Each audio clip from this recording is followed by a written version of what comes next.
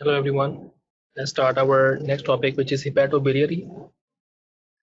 So in your notes, hepatobiliary has a lot of detail, but from the exam standpoint, I will give you the important points, the important highlight which you need to know, because I don't think you have to go over all these slides. So I will say focus more on the review book first for the liver and the pancreas, and then if you don't understand anything, then you can consult the detailed notes. Let's start hepatobiliary. So start with embryology of the liver. So in terms of embryology of the liver, less likely they will ask you about embryology of the liver, but I can tell you that it is present as a diverticulum between the foregut and the hindgut. So this diverticulum will get bigger and the proximal part will develop into the liver, and then the distal part will develop into biliary system. So this is how liver is formed. It is formed as a diverticulum between proximal and distal foregut. So this is a diverticulum which is developing.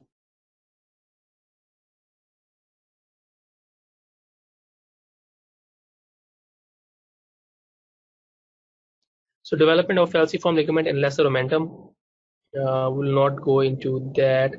Let's look at the development of pancreas, because so they will not ask about development, but they will mainly ask about dorsal and ventral pancreatic duct. So pancreas developed from two pancreatic diverticula, which are dorsal and ventral pancreatic bud. So the ventral pancreatic bud rotate around the gut tube to fuse with dorsal pancreatic bud. The diverticulum, they are arising from endodermal lining of the foregut near the region of duodenum.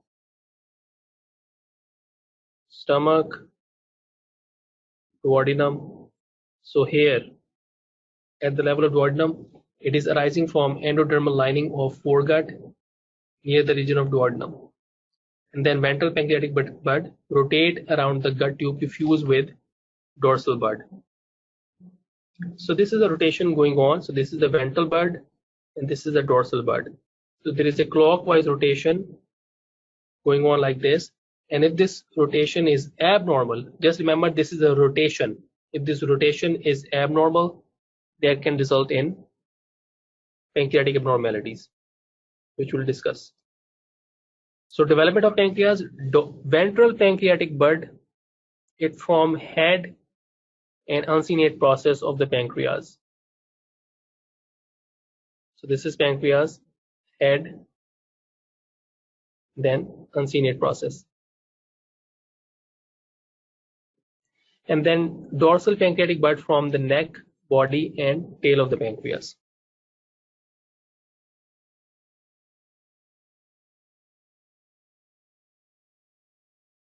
What is spleen? Spleen developed from mesoderm. Pancreas developed from endoderm. Spleen developed from mesoderm.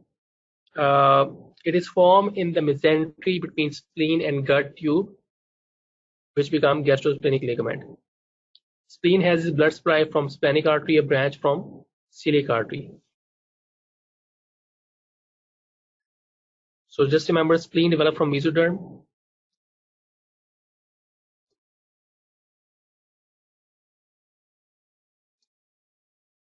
Hypertrophic pyloric stenosis, we already discussed about that.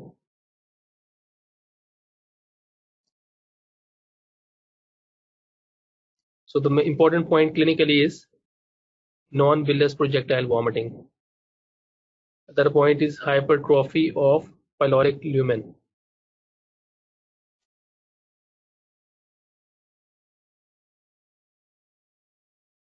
Now extrahepatic biliary atresia. So this is a biliary tree. So the biliary ducts are intrahepatic and extrahepatic. If there is a atresia extrahepatic, which can be from failure to recanalize, loss of lumen, that can cause extrahepatic biliary atresia. It is not compatible with life. So presentation is the baby will be presented with jaundice, dark color urine and white color stool.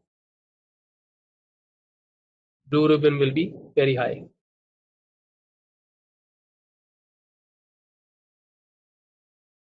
Not compatible with life.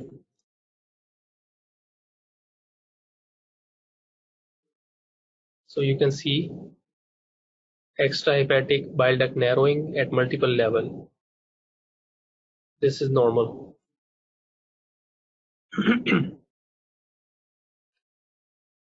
Annular pancreas.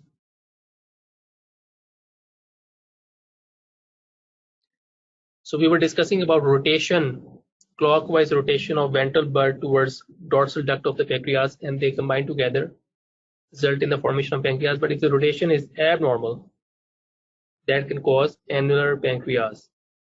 So if the rotation is opposite, it will form a ring around the duodenum, which can cause obstruction. So if there is a duodenal obstruction, patient can have maternal polyhydramnios.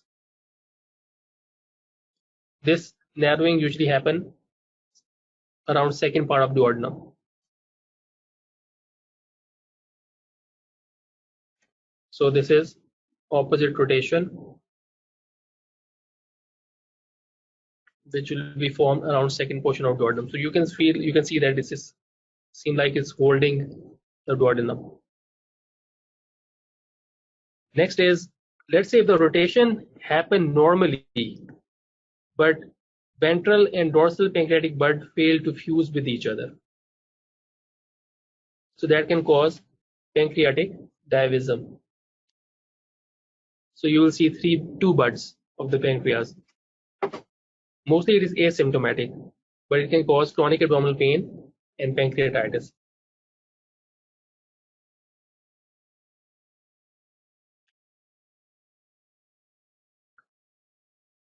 Next is anatomy of the liver. So I'm not gonna teach you anatomy of the liver, and less likely they will ask you any question from the anatomy. You can go over anatomy yourself, read it once, you will understand. It's very straightforward, it's clear. The thing I will discuss with you is hepatic lobule, which is the functional unit of the liver. But before we discuss that, we can discuss some ligaments of the liver, which are important. First is falciform ligament. It connects the liver to anterior abdominal wall. It contains ligament teres, which is a derivative of fetal umbilical vein. Hepatoduodenal ligament. It connects liver to duodenum. Hepatoduodenal. It contains portal triad, which consists of portal vein, hepatic artery, and bile duct. We already discussed about Pringle maneuver. If there is a bleeding, you can compress this ligament to stop the bleed. Hepatoduodenal ligament. Next is gastrohepatic ligament. It connects stomach with liver. It contains gastric vessel. It separates greater and lesser sac on the right.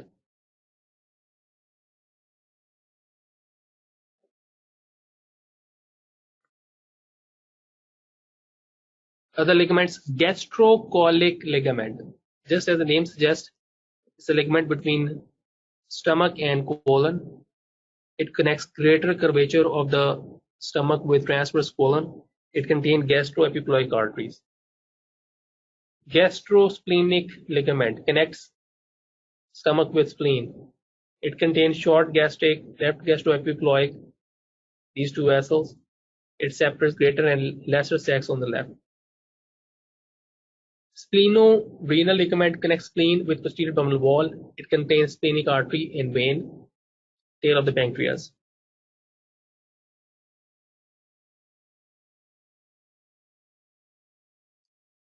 Division of the liver we will not discuss. So it has two main lobes, caudate lobe. So they will not ask you about division of the liver, anatomy of the liver. So portal triad we discuss, portal vein, hepatic artery, bile duct. It's called portal triad. So portal triad anatomy, they will not ask you about that. Anatomy of the gallbladder, you can read about it. So it's simple.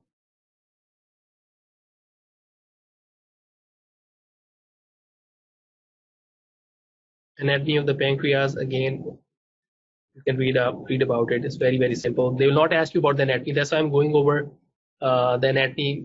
So they will ask you about the hepatic lobule, which is the functional unit of the liver, and we'll go over that. But the basic anatomy, the gross anatomy of the liver and pancreas, they will not ask you. Blood supply of the pancreas is superior and inferior pancreatico-duodenal artery. Blood supply of the head of the pancreas. Then blood supply of the neck, body, and tail of the pancreas is splenic artery.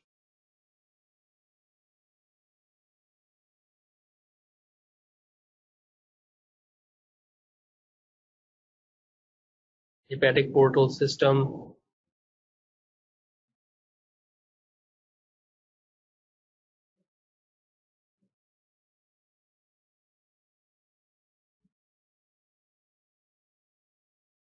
Okay, we can discuss hepatic portal system. That is important. It is an extensive system of vein that receive blood from GI tract above the pectinate line.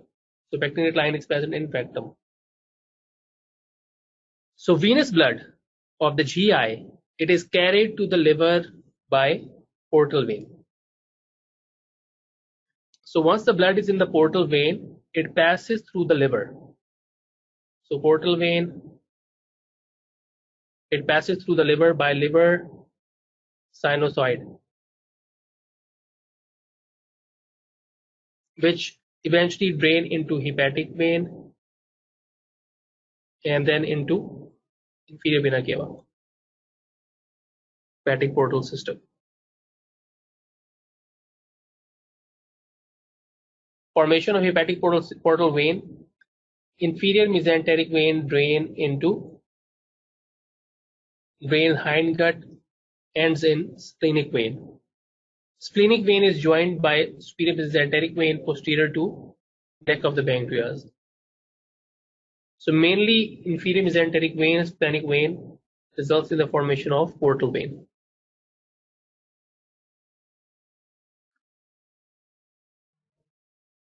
So formation of hepatic portal system. So this is inferior mesenteric vein. It is joined by splenic vein here. And then this is, so I must say that this is inferior mesenteric vein here. And joined by splenic vein, this one at this point, and then this is portal vein.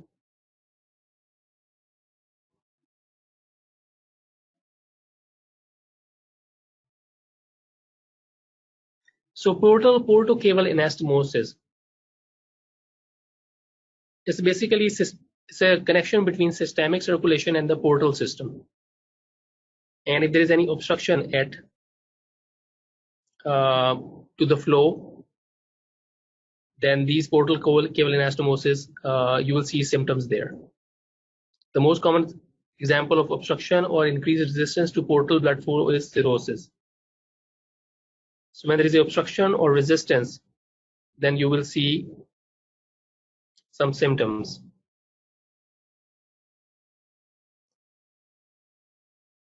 So let's see what are the different types of portocaval anastomosis which can be affected if there is a cirrhosis. At the level of umbilicus, so para-umbilical vein anastomose with superior vein of anterior abdominal wall. So if there is cirrhosis, you will see caput medusae. At the level of rectum, there is an anastomosis between superior rectal vein and inferior rectal vein. If there is a portal hypertension, you will see internal hemorrhoid. At the level of esophagus, you will see esophageal varices. The anastomosis is between esophageal vein and left gastric vein and esophageal vein. Esophageal varices can happen.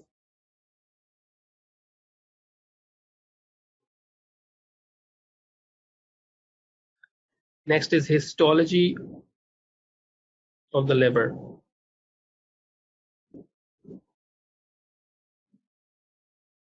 So what is sinusoid? Sinusoid is important. From the anatomy standpoint, you should know what is sinusoid. These are the capillaries of the liver.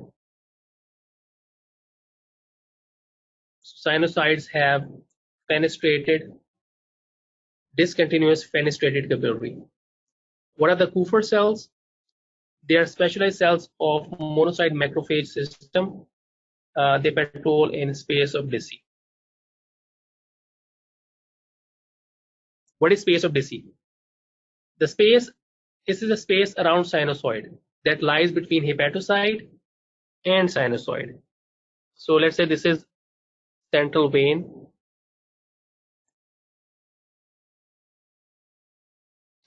portal vein,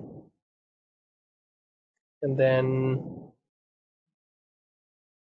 hepatic artery, and then third is bile duct. So in between, this is sinusoids.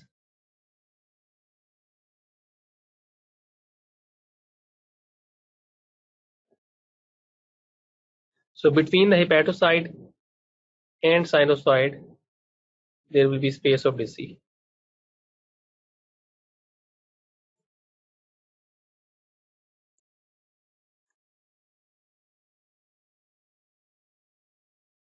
So they will not ask you again, they will not ask you about space of Dicey, where exactly it is located. But the reason it is important is space of Dicey, if the stellate cells which are present there in cirrhosis, these stellate cells will produce inactive tissue. And this space of Dicey will be filled with fibrosis in cirrhosis.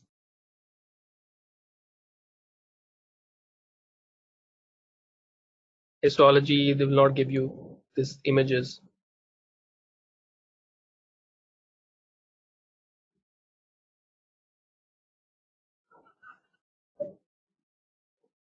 What is ito cells? These are the mesenchymal cells.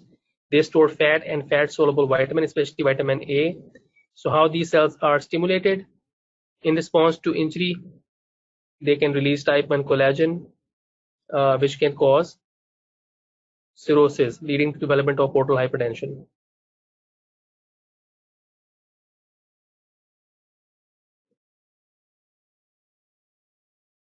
Polarization of hepatocyte, you don't have to do this. Hepatic globule. So hepatic globule is a hexagonal structure with portal tract at each corner of the hexagon and a central vein in the center of the hexagon. Portal triad, in cross section liver, branches of hepatic vein, hepatic artery, and bile duct run together in thin connective tissue. Blood flow, it is from portal triad to central vein. However, bile flow in the opposite direction, that is central vein to the triad. So let's look at this. This is classic hepatic globule. So this is portal triad, and this is central vein. This one. This is central vein. This is portal triad. So in this triad, they are trying to say that bile is moving in this direction, and then blood is moving in towards central vein.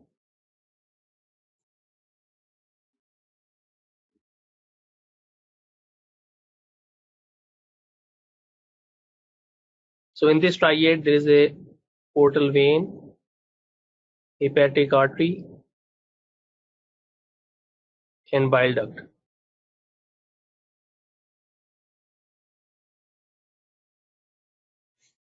Let's look at this example again. Okay, it's another example. So portal triad is a portal vein, hepatic artery. This is bile duct. So blood is moving in this direction, and bile is actually moving in opposite direction. And this is central vein.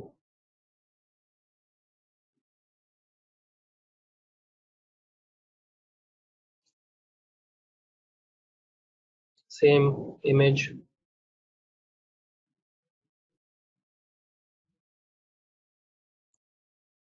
Liver acids, no, so you don't. Okay, zones of the hepatic globule is again important. So it has 3 different zones. So let's say this is hepatic globule. It's a hexagonal structure. So central vein, I'll draw it in blue.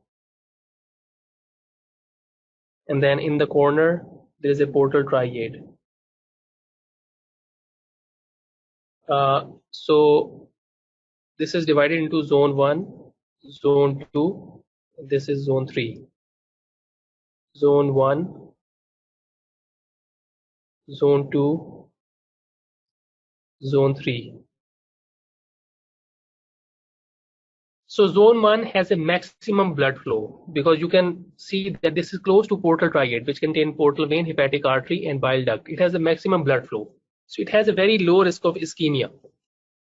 So whenever there is ischemia, loss of blood supply, then zone 3 will be affected the most. Zone 2 is intermediate. It receives intermediate blood supply between zone 1 and zone 3. Zone 3, located near the central vein. They are mostly concerned with lipid, drug, alcohol metabolism, and detoxification. Why? Because it contains P450.